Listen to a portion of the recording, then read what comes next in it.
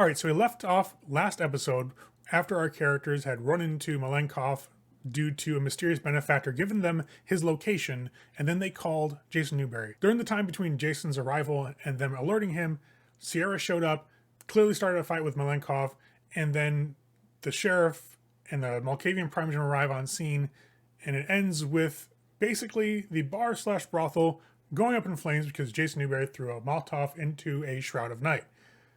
That's where we're picking off, and it's Jason Newberry. What do I really? I really have no way to explain his behavior except for the fact that it's Jason Newberry. So let's see what happens.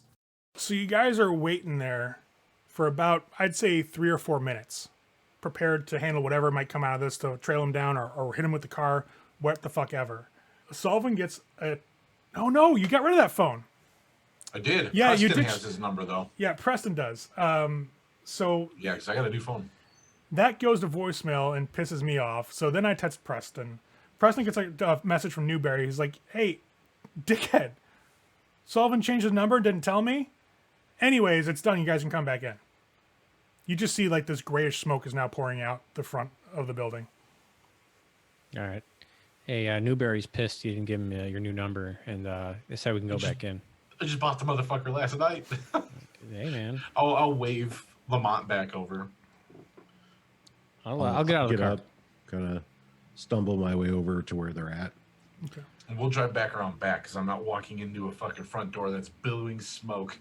Oh, right. Yeah. Good call. So you guys come around the back and you'll see the back door is open and Sierra is standing there half burned, like on the side of her face, and part of her dress on her left side is burned and singed as well. And her entire left shoulder is just completely blackened and like the flesh has been burnt to a cinder. Looks like it hurts like a motherfucker, and she's glaring daggers at Newberry. Newberry is just sitting leaning back against the escalator with his shoulders his hands crossed over his chest, and just smiling at her like, hey, got him. Got you too. And Damien is pulling this black body bag out of the back of this bar / brothel. He opens the back of the Escalade and throws it in unceremoniously. It just kind of clatters into the back against some of the backs of the seats there in the rear row. And he just shakes his head and goes to slam the door shut. And looks at Newberry's like, you crazy motherfucker. I told you not to throw that. Newberry's like, well, I thought if we want to get rid of the darkness, we cast a little light. It only makes sense. I mean, right? And he actually gestures towards Sierra, and Sierra's like, fuck you. Fuck you.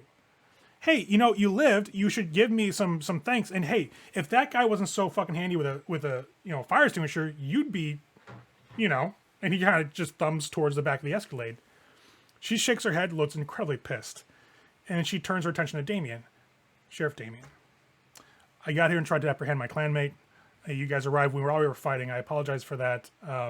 But can we be clear about my part in this was trying to apprehend him? He's like, yeah, I got no problem with you. You beat his ass, but trigger happy boy over here doesn't like you, so that's something you have to overcome. If you're hanging out here, you and him got to hash this shit out. It's not my fucking business, but if it becomes my business, we're all gonna have a bad talk. Do we get what I'm saying? She just kind of nods, and Newberry's like, Damien, you're all right. I'll buy a venue for your band next weekend. How's that? Smooth it all over, be fine. No need to go to anybody to talk about it. And Damien looks like, you mother. Car. Just get in the fucking car. Crazy son of a bitch. Newberry just kind of chuckles, pushes off the Escalade, goes and sits in the passenger seat. I'll raise my hand. Damien looks over and she's like, yeah, what? I'll point to the building. How about the mess inside? I'll take care of it. I got some guys that are on the way already. So listen, you guys did good by calling Newberry. I know he's not the easiest to deal with. You're from inside the car. I fucking heard that. Not the easiest to deal with. I don't know if you guys called Sierra. She just kind of looks at the two of you. Well, looks at Preston and looks at Sullivan because she ran into you guys before. Doesn't know Lemont. Just kind of stares. Well, Damien, I don't know that we've ever been formally introduced. All right. My apologies. But whatever they say is what happened. I don't know what the fuck. Right. I get how that works. Listen, you guys did a good job calling it in, so I'll make sure that Mr. Jackson knows about it. We'll arrange some sort of thank you that's appropriate. But I gotta stay here. Gotta watch him.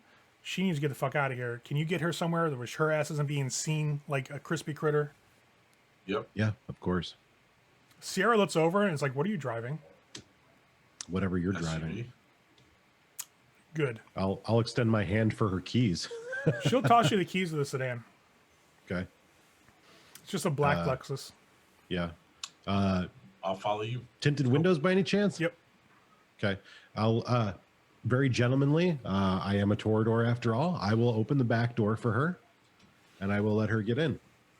She'll step in, just give you a nod. You can tell, especially with heightened senses, that every time she moves, she's in excruciating pain from the burns on her face and on her shoulder. But it doesn't create even a tremble on her features. It's just that subtle hesitance whenever she moves that you can tell it. Other than that, her looks and her facial expression does not betray the amount of pain she's in. But she gets and sits in and just gives you a nod of thanks. Yeah, I'll start the car, roll down the window. You guys follow me? Yep. Okay. Yeah, so I'll pull out of the back alley and Okay. So it's a little hard to get going right off the bat, simply because the snow, like I said before, hasn't been plowed. But luckily, you guys have kind of driven around a little bit here now, so you have some tracks to go into. But you make it out of the alleyway, and she starts leading you through downtown. You guys start kind of traveling a little farther north, away from Chinatown. Essentially, she leads you to Michigan Avenue. You guys pass a lot of the nicer buildings and structures, and you come to the Diamond Yama Hotel. She instructs you to kind of go around the back and go into the parking garage, and she can handle it from there. okay. Yeah, I'll do that.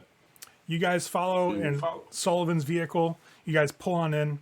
It's really nice. The building's facade is beautiful. It's got this faux marble over the doorways, and it's got the name of the hotel, the Diamond Yama, in like this gold lettering that kind of flows across the marble. Pulling around back into the parking garage, she'd hit you up to the second floor. She has you stop the car. Sullivan kind of pulls in behind you. She has a reserved spot by one of the elevators.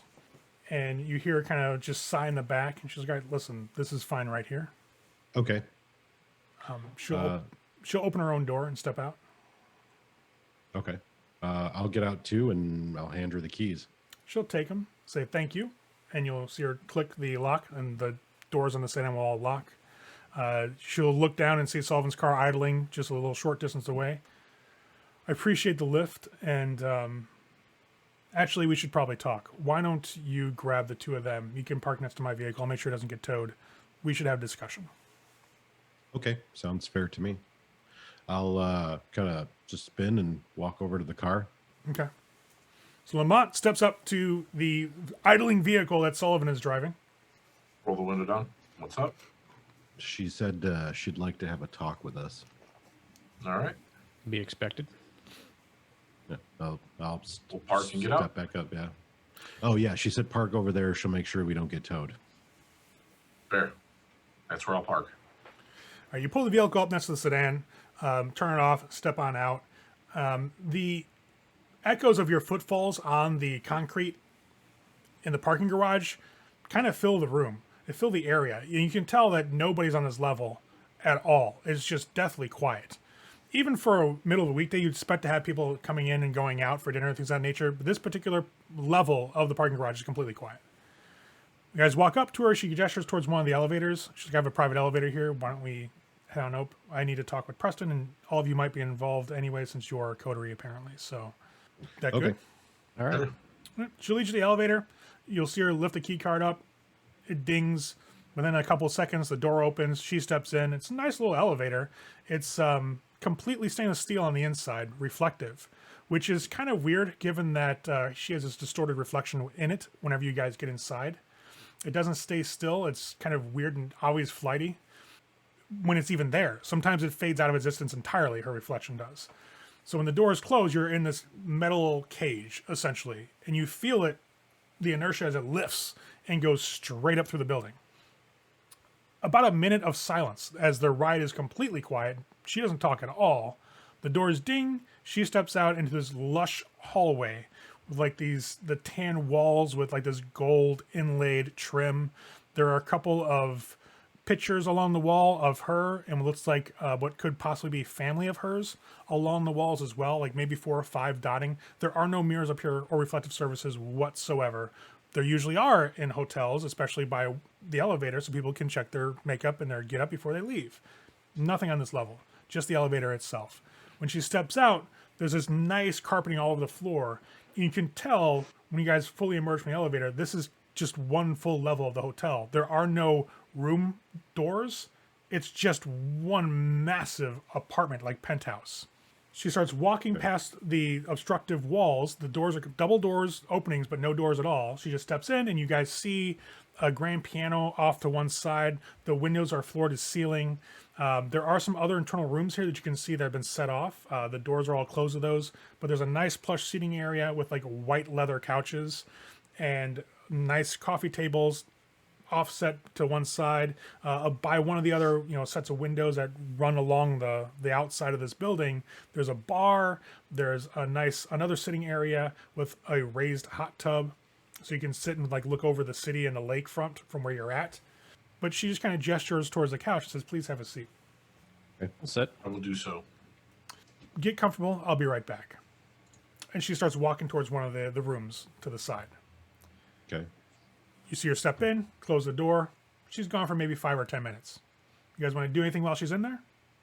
I mean, I'll just be sitting there unless, I don't get fidgety because, dead. Right.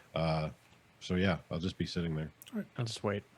All right. When she walks back out, she's wearing something completely different. She's changed out of that dress since it's been damaged. She's wearing like a black blouse and black slacks, essentially. She's walking barefoot across the carpet, and she gets to where you guys are sitting, and she just kind of takes a breath and sighs. Preston, we had the issue about the exploding vehicles. You said you were looking into that. Yep. Since we're already all together, I thought I would ask if you have any information on that whatsoever right now to get it out of the way. Well, yes. That doesn't sound very committal. What's the pause for? Well, as it turns out, look, this guy's a problem, and he's been a problem in the city for a while, and he's violent, and he's dangerous, and he's unhinged. So it's Newberry. No. Well, wouldn't you not agree that was it's a very apt description of him for tonight's little escapade? I don't mean to speak out of turn, but he's eccentric. I'll give you that. But He's dangerous, is what he is. well, Aren't we I mean, She kind of nods at that, like a be fair fair. point. yes, he lives up to the reputation of his clan, but he also seems to be very insightful if you can muddle your way through his seeming dangerous nature. But no, the dangerous that we're talking about is much more like your clanmate that we dealt with tonight. The kind who might go off on a whim and accidentally spinal someone. Well, Malenkov is, he's Malenkov. Really, it's the only way I can put him. He's my brother, so to speak. And now he's in a body bag, burned half dead by that insane man, that Primogen. He very adamantly stated somebody was playing with his head on Elysium when he was leaving, which is why he committed the acts that he did that led to his blood hunt. Now, I have no standing to argue that to the prince, but I'm sure he'll be questioned before whatever fate they have in store for him befalls him. Newberry's going to be a problem, but from what you're saying, he's not the problem that was interrupting me last night. So, who is? Now, Newberry is cautious of members of your clan, but I don't see him going out of his way in that type of regard. This is... He has a long history here. He's not really trusted anymore, but are you aware of the Bruja named Balthazar? Goes by Balthazar. We've heard of him. He was a sheriff whenever my former sect last tried to sack this city. He's on the outs with the city in a lot of ways. Nobody really listens to him anymore. Nobody really respects him anymore. We've had a couple run-ins with him. where he's tried to like assert some type of authority over us and get back to the glory days. We saw him, and you saw him. You were in the room when we were talking. Balthazar was in there trying to chirp at the sheriff, Yeah. quite unsuccessfully, and we have it on authority that he looked at this as a way of making himself relevant, keeping a new factor out of the city, and So he thought he'd set off explosions in a city that has a dangerous relationship with the Second Inquisition. Very smart individual. Either his paranoia or his ego's got the better of him, and I'm not quite sure which one it is. You want my honest opinion? It's probably both.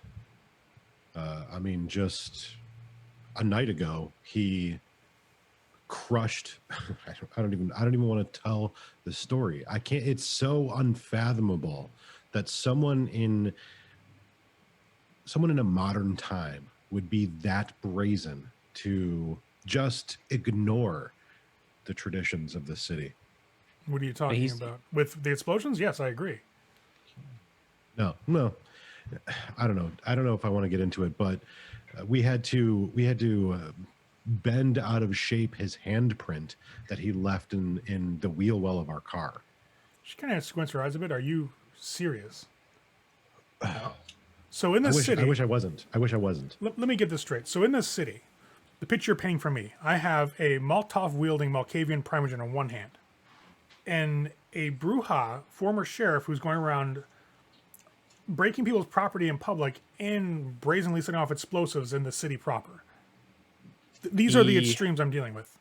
Basically, yeah. Yes. Well, let me be clear. As far as Primogen Newberry is concerned, I think that he understands within the context of his clan's capability of how dangerous Lasombra can be. And Malkavians, from my understanding, the way I was raised, are soothsayers. They're seers. They have a certain madness about them. Not really renowned for their martial prowess. No boxing lessons in there. So the idea that he could only deal with it with fire, while crazy, does have some degree of insight to it. However, the madman going around threatening and intimidating and blowing up vehicles and ensuring some bizarre vendetta against your clan for ages old, I don't know. I mean, the man's a madman.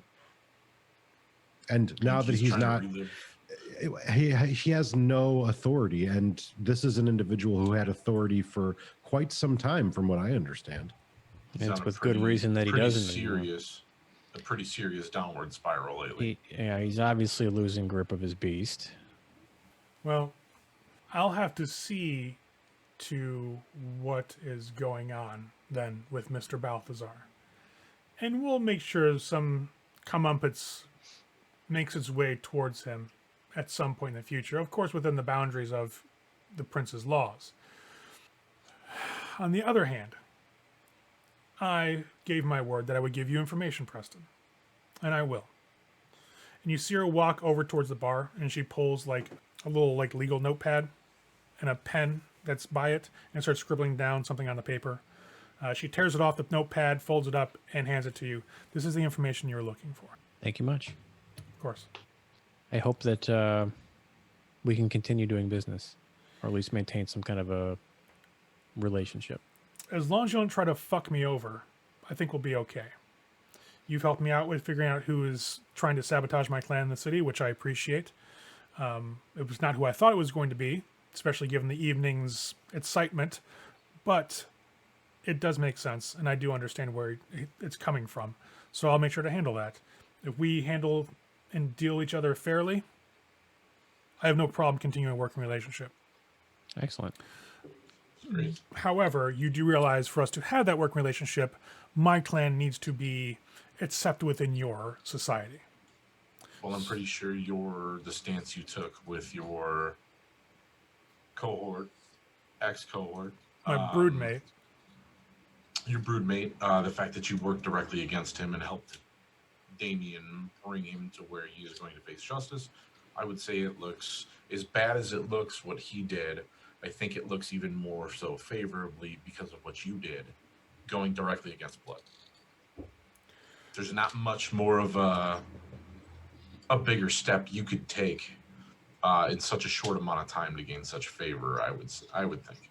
Well, let's hope your prince sees it the same way. And all I can ask is that just keep that in mind. That for us to continue doing business, I have to be welcome here. So, if there are any, that's totally fair. In the meantime, there's a perfectly reasonable reason for our association, given what I've been tasked with from my clan's primogen. she'll just kind of give a knowing nod, and you see that it's not really a smile that touches her lip. It's just kind of like that gesture of like the half smile. It's like, yeah, I know that bullshit that went down. It's just a knowing smile, essentially. Yeah.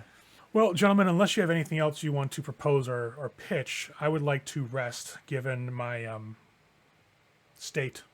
I need to calm Take down. your time. We will let you rest, and you know where to find me and us. Of course. Should you need anything else. The elevator would take you straight down. Perfect. Thank you again for the hospitality for our short stay. Of course. Stand up and head toward the elevator. All right. You guys will head out, get the elevator. You just hit the button, it dings open because it was left on this floor. You guys get inside that metal can and go straight back down to the second floor of the parking garage. You get to your vehicle with no ill effect. Once we get back in the car, I will take a look at the piece of paper she handed me. So she gives you a name, and it is Rabbi Michaelis Basaris. He is... Go ahead. So it also states that he is considered to be the high priest in the area for the Shalamites. All right. And he is operating out of the southwest side of the city right now. He is currently having a bit of a sparring match with the ministry down there because he's trying to get more destitute people to basically fall into their sort of worship. All right. Well, having a name helps. Yeah, you got the location too. Well, as much as she could give it. Well, I had that already from somebody. From not your contact. It was from. Who the fuck gave that to me? I don't remember. I need to I know start. we got it though. I need to start keeping track of my notes of like who gave me the info. Well, what time is it? Are we gonna make it back in time for midnight for Nate's date? Oh yeah, it's only like around 11. Oh, yeah. I've decided we're not. I'm not going to call her tonight. Oh, okay. So you guys, it'll seem too desperate. I'll call her in 3 or 4 days. So you guys pull out of the Diamond Yama and onto Michigan Avenue and to Lakeshore. Are you guys heading home and just kind of chilling for the rest of the evening? Give it some time, or what do you want to do? Yeah, what's the plan, gentlemen? We're gonna check out that address and see. So what these, that address is on Friday, if you recall. It's only Wednesday. Right, but we can do a drive-by Yep. just to check out the area and whatnot. That's true. Very, very true. Oh, See that's if there's any activity for with that. the dudes yeah. in the blue. I gotcha. Yeah, I mean, And then don't you have like a tattoo thing tonight? I don't know if I do or not. But also, there's another reason why I'm not going to call her. Because of what happened tonight, it's distinctly possible someone else might come calling. I certainly wouldn't want to be involved in any behaviors untoward in this city. So she can wait. Okay. Sure. Absence, anticipation and all that. But did I have any kind of like tattoo thing for tonight? I don't know. Next Tuesday, you got the stuff at the Painted Lady. Okay. Next Tuesday. I thought Yep. that was the next night. So, No. but no, I'm going to take us to that address just to do a lap or two around and kind of check out the area, just Okay. to see where we're going, so we're not going somewhere blind. Yeah, no. So you guys drive almost like you're going home from where you're at off of Michigan Ave. You hop on a Lakeshore, head north, pull off, and you're skirting the edge of River North.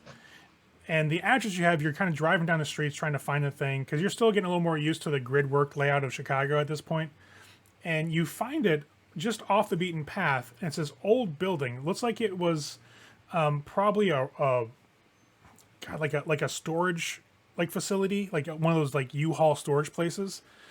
And you can see it's been abandoned for a while. There's only really that one main building and like a couple of the small ones that have the garage type storage sheds down behind it. The building itself is the address. It looks like it's probably been closed down for a couple years because there aren't any current lights or signs up. They've all been taken down. There's actually a for lease sign up front. It looks like it hasn't been plowed in there quite yet. So the snow is still built up. All right. Well, we're not going to drive through that parking lot or anything. I just wanted to kind of drive by, see where we were going. And I guess unless somebody has something else they want to accomplish, we'll go back to the house because I assume we'll be getting a call from Jackson or one of Jackson's envoys, something because of what we did. So just in case, I want to keep us free. You're gonna sit and wait by the phone. Yeah, The prince is gonna call me. He's gonna call me. He's got my number. He's got my number, guys. Gonna be tonight, I It'll know be it. one of you guys that gets called, but I know him. I know I him. know the prince, guys. Like, He he looked said at my me. name. So you guys get back to the warehouse loft, and you see this scraggly black cat laying on the concrete stoop by the door. It's the same cat that Preston you saw in the trash. But look any different? Looks the same. Doesn't look like fatter or anything I mean, it weird. looks a little more well fed, but content, one might say. But it's still like just got this terrible matted fur. Looks up at you as these golden eyes that just kind of stare at you, particularly at Preston, because you're the one who disturbed his eating earlier. And it's a fucking cat, so he's petty as hell. Disturbed. Stare back at it as we walk in. Fuck you, cat. Just step over it, moves a little bit to the side, and as you guys walk in, you get this like disdainful meow as you walk into the door. I mean, I would very distinctly give it like the cat, the type of thing, because I'm very used to cats fleeing when I give them the true. It just looks at you. Just does that cat stare. Doesn't meow, doesn't do nothing. Just stares. Well, I'll kind of walk over him and go to the door. It's good that we found a cat to get rid of our rodent problem. It ate some of the dead ones. Okay. That's what cats do. So That's weirder than I thought it was going to be. I was joking, but fair enough. Hey. Woke up to some dead rats and fucking cat ate them. Jeff, you'll have a text message on your phone as you guys get in. I'll check it. It's from the scholar that you're supposed to take your lessons with. And all it says is just let me know when you want to start your lessons. I'll just reply with I appreciate it again, and I will definitely contact you soon. You just get a thumbs up back. And you guys Cool, are I can in. start my lessons anytime. So Yep, you guys are in for the night. So, really, the next couple of days, nothing eventful happens. You don't get some call from the prince. He doesn't, stop by the house in a limousine and invite you out for drinks and blood. You don't. I will within that time. I will schedule I'll call or I'll text him the next day, set up a time for the day after. So that would be what if it's Wednesday, Friday Okay. for the first lesson.